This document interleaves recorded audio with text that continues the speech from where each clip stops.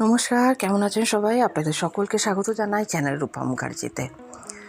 জয় কৃষ্ণকালী মায়ের জয়, কৃষ্ণকালী মায়ের আশীর্বাদ আমাদের সকলের উপর সদা সর্বদা বর্ষিত হোক একইভাবে।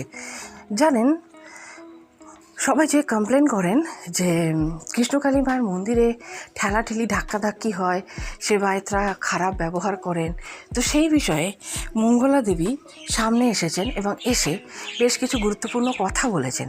তিনি অন ক্যামেরা মাইকে এটা বলেছেন যে ভক্ত ভগবানের জন্য, ভগবান ভক্তের জন্য, ভক্তরা মঙ্গলা দেবীর প্রাণ, কোনো ভক্তের সাথে তিনি বিভেদ করেন না।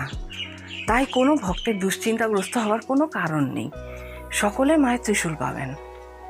তবে এই ঠেলাঠেলি ধাক্কাধাক্কিটা রোজই লেগে থাকে, কারণ কোনো দিনই আপনারা হয়তো বিশ্বাস করবেন না অনেকেই, কিন্তু সত্যি এটাই যে 70-80 হাজার মানুষ প্রতিদিনই ওখানে যান। কিসের টানে যান? মায়ের প্রতি ভক্তিতে, ভরসাতে, বিশ্বাসে এবং কিছু পাওয়ার আশায়, তাই তো। তো সেই হারে মানুষকে প্রতিদিন হ্যান্ডেল করা ঠান্ডা মাথায়, তাহলে অবস্থাটা কীরকম নিশ্চয়ই আপনারা বুঝতে পারছেন। মঙ্গলা দেবী স্পষ্টই বলেছেন ভক্তরা তার প্রাণ, তাই কেউ মঙ্গলা দেবীকে দয়া করে ভুল বুঝবেন না।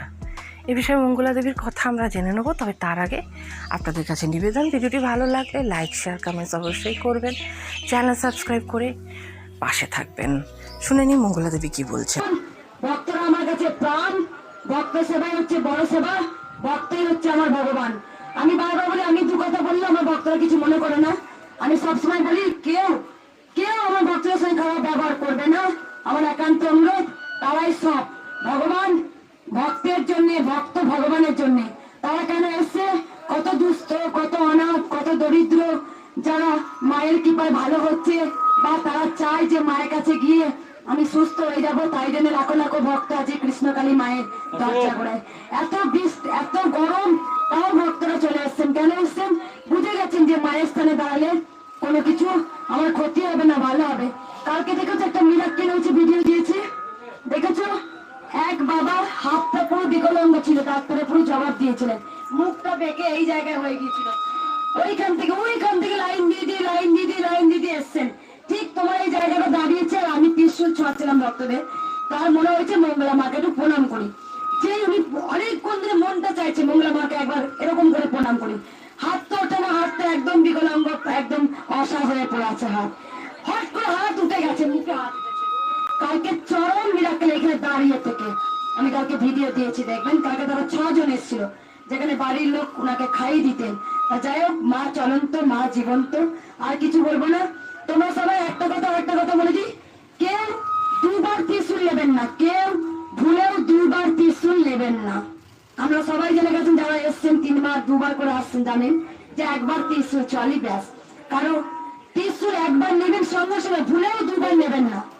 আর চার দুঃখের কথা মাকে মনে মনে বলবেন, মাকে কেউ প্রকাশ করে বলবেন না। মা অন্তর্জামী, মা সব জানে তোমার কি দুঃখ আছে, তোমার কি বেদনা আছে, তোমার কি কষ্ট আছে। তাই তোমরা আমায় কেন ভালোবাসো বলো তো? আমি তোমাদের ঠেলে দিই, আমি তোমাদের বলে দিই, তাও তোমরা আমায় ভালোবাসো, কারণ তোমরা জেনে গেছো। ওই জন্য কে আনলো রে, কে আনিল রে, কোথায় ছিল রে, জয় কৃষ্ণকালী মায়ের জয়। আমি তো আগে জানতাম না। অনেকে বলে আচ্ছা আমি তো জানতাম না মায়ের মন্ত্রটা কি, জয় কৃষ্ণকালী মায়ের জয়। যেখানে কৃষ্ণকালী মা ছোট্ট বাচ্চা রূপে আমার কাছে এসে মা নিজের নাম নিজে নিয়েছিলেন যে কৃষ্ণকালী, আমার মন্ত্র হবে জয় কৃষ্ণকালী মায়ের জয়। সবাই জানেন আমি কোনো তাবিজ, কবর, জলপড়া, তেলপড়া আমি কিছু দিই না। আমি একটা কথাই বলি, ওরে গোবিন্দই সবকিছু, গোবিন্দই শ্রেষ্ঠ, গোবিন্দই সৃষ্টি, গোবিন্দকে ডাকো, তিনি কৃষ্ণ, তিনি কালী। আর একটা কথা বলে দিই, আমি কিন্তু আমার পুজোর নিয়ম বিধি নিষেধ পালন আমি কিচ্ছু জানি না। আমি একটা জিনিস খুব ভালো করে জানি, মাগো আমি তোমায় ভালোবাসি। তাই আজকে আপনারা জেনে গেছেন। দেখো, সবাই কিন্তু মায়ের সন্তান। আমি বারবার কেন বলি আমি মায়ের মেয়ে, কেন বলি? কারণ আমি মাকে যে খুব আপন করে নিয়েছি। তোমরাও নাও, সবাই নাও, কারণ মা হচ্ছে সবার। আমি তো বলিনি মা আমার একা, মা জগতে। তুমি বলো না আমি মায়ের মেয়ে, তুমি বলো।